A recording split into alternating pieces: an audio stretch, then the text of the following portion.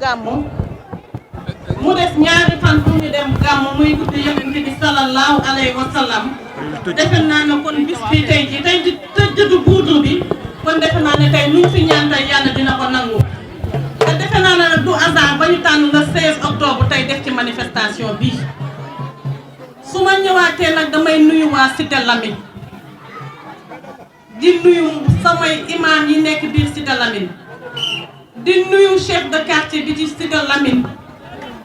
di nuyu sama frère yi nga xamante ne bii ñoo nekk ci Cité Lamine di fi liggéey bu rafet nga xamante ne bii Viatal moo ko jiite muy association boo xam ne dañ ko def fii ci Cité Lamine di liggéeyal Cité Lamine di liggéeyal président Abdoulaye Dièye ndax na suñu defaree suñu koñ def naa defaroon nañu président Abdoulaye Dièye defaroon nañu président Macky Sall kon nag moom maa ngi koy sant di ko gërëm di sant association yi nga xam ne ñoo ñëw fekk ñu ci sant Siggi Jot Na di nuyu Cheikh Ndiaye bi nga xamante ni bii dafa yor mouvement ñëw fekk si Siggi Jot Na di liggéey ak moom di sant Rahim Diouf mi nga xamante ne bii maa ngi moom xamante nañu ci ministère des finances di sant Adja Kiné Sey mi nga xam ne moom tam dafa yor mouvement am di liggéey boobu ba tey ci ginnaaw Abdoulaye Dièye muy jigéen bu jàmbaar jigéen ju am fulla am fayda kon nag ñoom ñëpp maa ngi leen di sant su ma limee damay juum mais nag koo xamante ne bii bokk na Siggi Jot Na rek maa ngi lay nuyu di la tàllal sama loxo Cité Lamine nag aw ma seen fay ndax nag su ma commencé tey lii sama xarit yi nekk sama ginnaaw tey ñoo ma dooleel kande woon mu gore mi day Marème Sidda mu gore mi lan la sol sama cousine bu gore bii Marème Wade ma ca kaw ñoo xamante ne bii fu ma jëm rek ànd nañoo ak man di sant itam délégation yi nga xam ne ñëw nañ fi ndax tey sama ñaari camarades yoo xam ne dama nekkoon ak ñoom ci beneen parti dañu jóge Dakar déplacé wu ñëw tey jii ci meeting bii am ñoo xamante ne bii itam dañu jël vol jóge États-Unis ñëw tey ci meeting bi muy sama taaw bu jigéen muy Mame Aram Diop kon nag defe naa ne meeting bi dafa ala daw me comme on dit mais nag man su ma toogee di lim li nga xamante ne bii moom la président Abdoulaye Dièye defe naa ne tey fi la ñuy fanaan mais nag comme samay collègues yi sama camarades yi fi jaar ku ci nekk wax na li nga xamante ne bii moom la président Abdoulaye Dièye def bu mu commencé politique ba tey maa ngi ñaan yàlla may ko gudd fan may ko wér may ko kattan ak ñëpp ñi mu àndal ak mbépp jullit ba yéene gi ñu am liggéey bii ñu am ñu eggale liggéey ko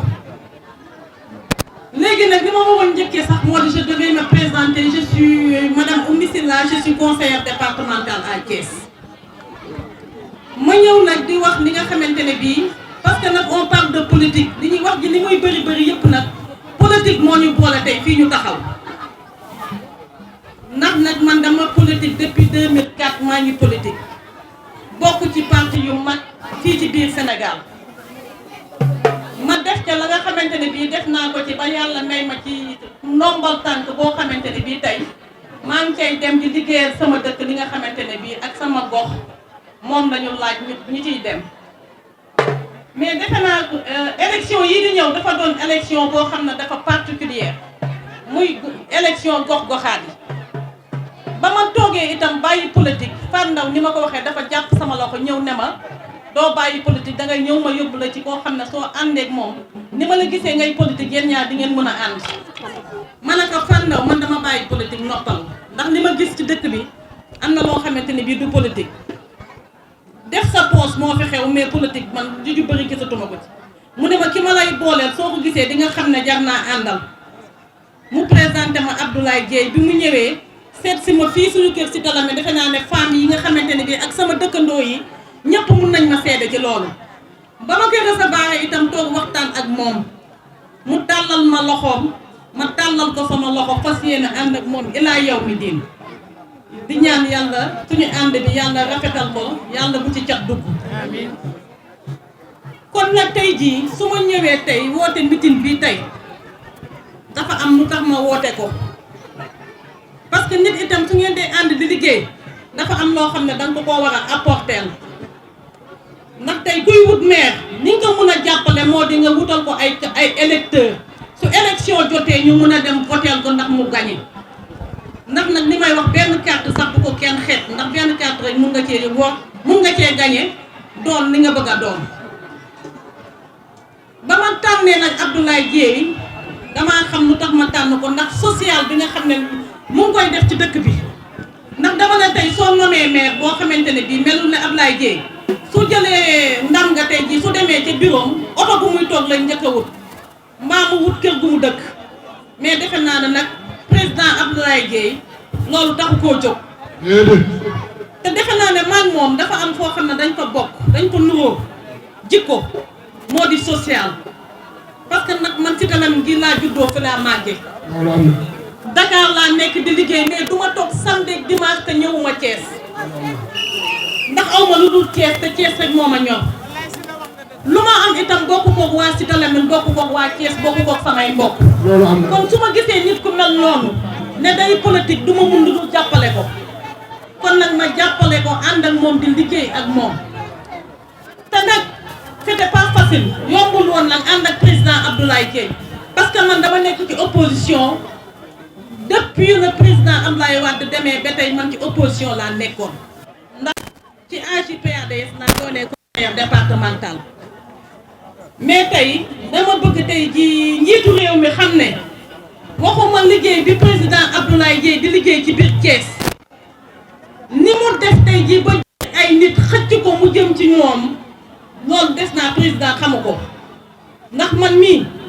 ba ma demee toog itam ba gis Abdoulaye Dièye muy liggéey boo xam ne dina jëmal réew mi kanam dama bàyyi fa ma nekkoon ne nekkatuma dans l'opposition ma ñëw nag tey di ko déclarer di ko wax je ne suis plus dans l'opposition je suis avec le président je suis avec le président Abdoulaye Dièye. Je suis avec le président Abdoulaye Dièye. fu mu mën a dem fa laay dem fu mu mën a bu fa dem bu ma fa dem choix bu mu jël rek ànd naa ci ak moom. kon nag defe naa ne liggéeyu Abdoulaye Dièye am na njëriñ ndax soo gisee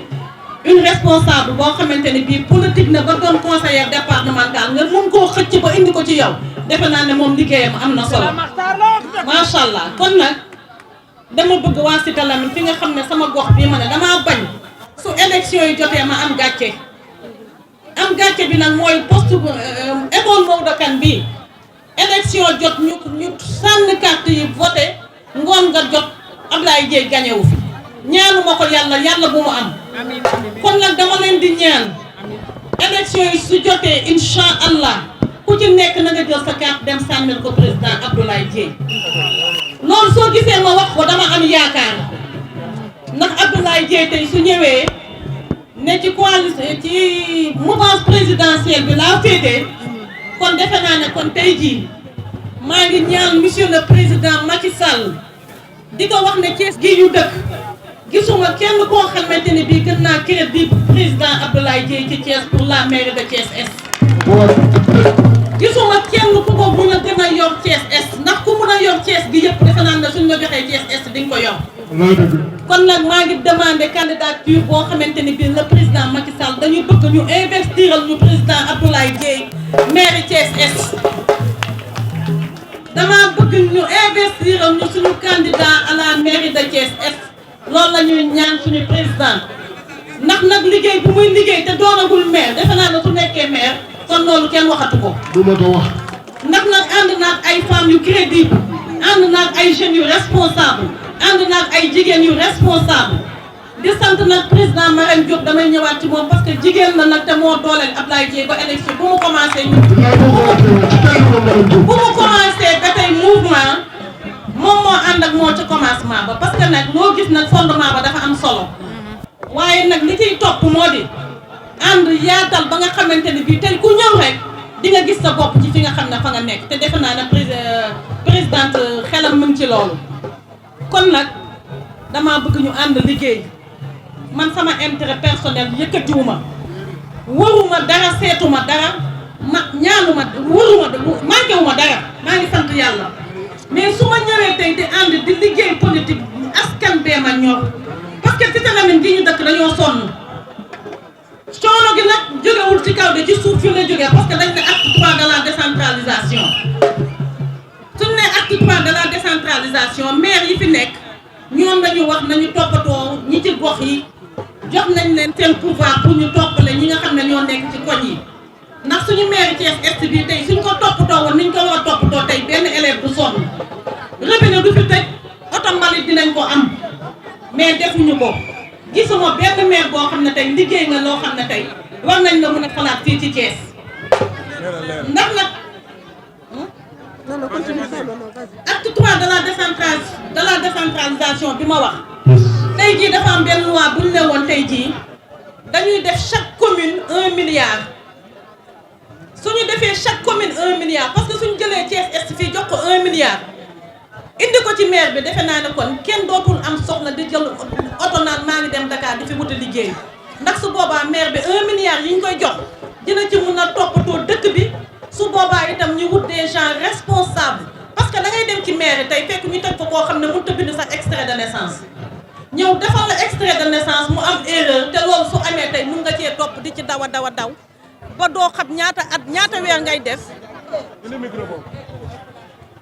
doo xam ñaata weer ngay def pour sa kayit ñu mun la koo defal kon nag maire yi buñ ko ñàkkal fayda maire yi moo gën a am valeur ci dëkk ñi ñuy teg ci maire yi war nañ leen tànn ba nga xam ne tey ku ñëw ci maire bi di fa wut dara du fa yendu du fa fanaan dañ ko koy defaral mu dem defar ko nag defar bu leer nañ bu jub xocc bu set wecc bu bañ a am benn faute kon nag loolu def naa liggéey boo xamante ni bii war nañ ci liggéey léegi nag wax ji mënut a jeex waaye nag man dama leen di wax ne dama bëgg ñu ànd liggéey ñun siggi jot na ndax nag siggi dafa jot suñu toogee boobu ba tey sëgg fi mu ne siggi dafa jot maa ngi ñaan waa siggi jot na yëpp man Oumy Sylla ak ñi ma àndal ñëpp ku ci ne jël naa sama loxo jox la ko ñu ànd suñu mouvement bi ñu yokk ci fulla yokk ci fayda ba nga xamante ne bii tey président Ablaye Dièye li mu bëgg dina ko am ndax moom def na li mu war a def de président Ablaye Dièye li mu war a def moom pour ñu fal ko def na ko ndax yërëm nañ nit ñi jàppale na leen taxawu na leen yëg na leen kon nag ñun ñoo ko war a delloo bor bi ñun ñoo ko war a fay ñun ñoo ko war a campagnal ñun ñoo ko war a def candidat ñun ñoo ko dem voteel mu doon maire incha allah au mois de janvier. ñëpp wax nañ ko jigéen ñi wax nañ góor ñi wax nañ ndaw ñi wax nañ mais li may gën a jàpp si meeting bi mooy engagement bi nga xamante ni pas-pas bi nga xamante ni sama sœur madame Oumy Sylla am na ko ndaxte yombul nga jóge ci parti jóge fu kaw a kaw ñëw wàcc ngir dooleel koo xamante ni ndaw la jàpp nga ni am na vision kii bu ma ko jàppalee mu daw loolu il faut que nga nekk jigéen bi jàmbaare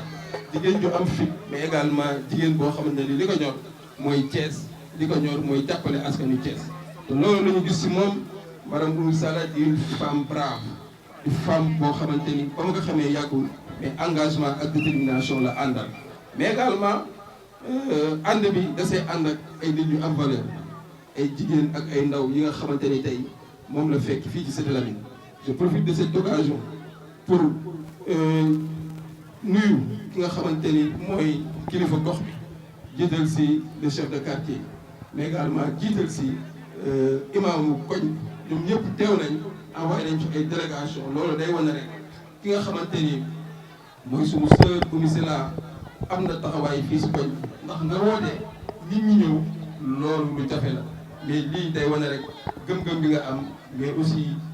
engagement bi nga am pour accompagner sa gox bii di Cité Lamy mais nag loolu mooy jàppale booy jàppale nit da nga koy yokkal booy jàppale da nga koy dooleel te ñu nekk ñëpp loolu la ñu am pas-pas loolu la ñuy def man nag li ma wax rek ndaw kese laa te ndaw bu nekkee si dëkk day jéem a servir Massaer wax na ko Fall wax na ko ci Yacine wax na ko du ma delluwaat si man sama engagement mais tey yéen a bëgg askan wi ñoo bëgg dama lu askan wi bëgg moom laa bëgg askan bi lu mu wax si loolu laa ànd élection maire nag dama jàpp ni ko élection politique élection gox-goxaan la élection bu gën a jege gën a yey mais kat man de jàpp naa ni jege naa askan wi te yéene naa askan wi te li ma yéene yëpp Thiès je pense que ni tey bu askan bi amee suñu confiance wóoluñu teg ko suñu loxo Thiès dina am changement Thiès dina am beneen xar kanam bu bees duñ ñi nag ñi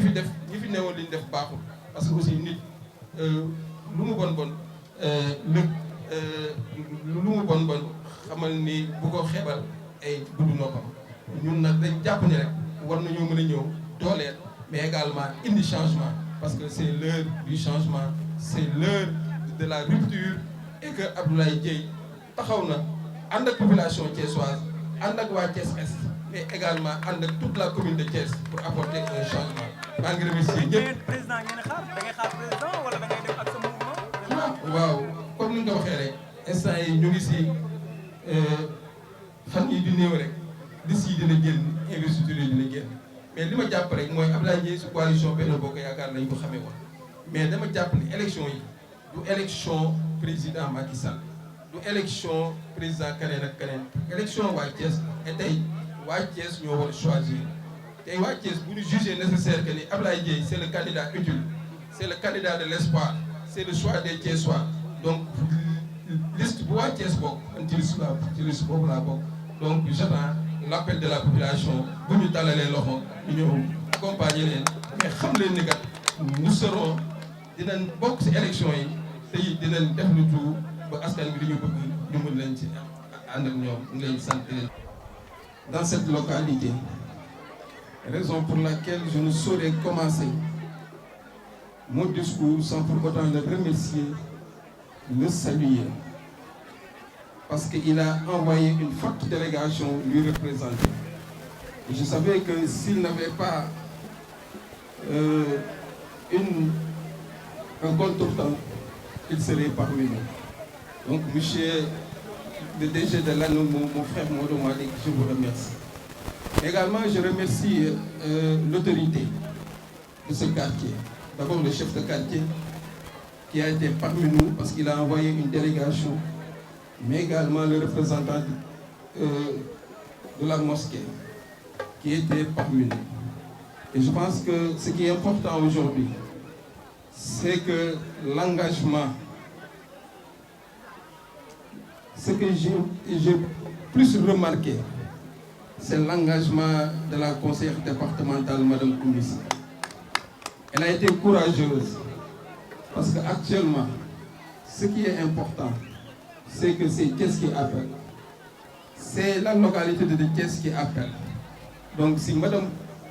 Koumissi là aujourd'hui a pris l'initiative,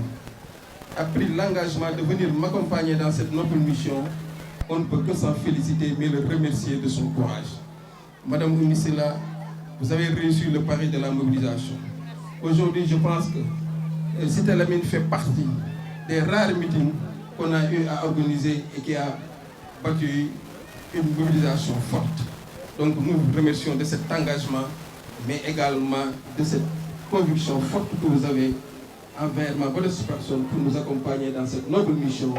qu'on a pour relever Thiès, pour apporter un changement, mais également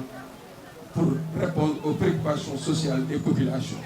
Vous l'avez dit, je ne vais pas en revenir. Et la jeunesse a parlé. Massaer a fait un plaidoyer. Le coordonnateur, je vous remercie du discours éloquent que vous avez eu à faire. Cela montre que le président Abdoulaye Dièye est entouré d'hommes de valeur, mais également de femmes de valeur qui reflètent son image. Et là, je vous remercie très sincèrement. Vous dire qu'aujourd'hui, ce qui est important, c'est que je suis un serviteur de la population. Vous avez dit que vous voulez avoir un maire et que Abdoulaye Dièye est maire avant d'être maire. Ça, c'est vous, la population, qui l'avez dit.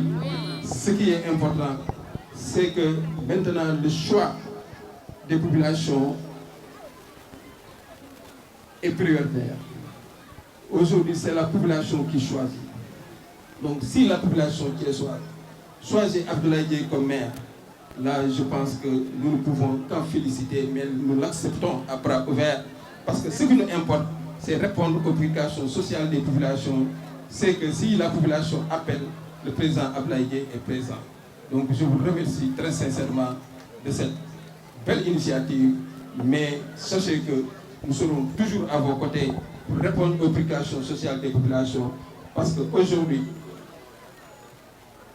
Thiès a besoin d'une rupture. Thiès a besoin d'un changement. Et ce changement-là doit s'opérer au niveau des femmes, mais également au niveau des jeunes. Je lance un appel à la jeunesse d'être consciente, de penser que ce qui est important aujourd'hui, c'est que toute la jeunesse doit s'engager. On ne doit pas croiser les bras pour dire qu'on ne va pas participer au développement local. Parce que les élections municipales sont des élections de proximité, sont des élections de développement. Je lance encore, j'incite à la jeunesse de venir nous accompagner dans cette noble mission qui est de rayonner Thiès, mais également d'apporter un changement pour un Thiès meilleur.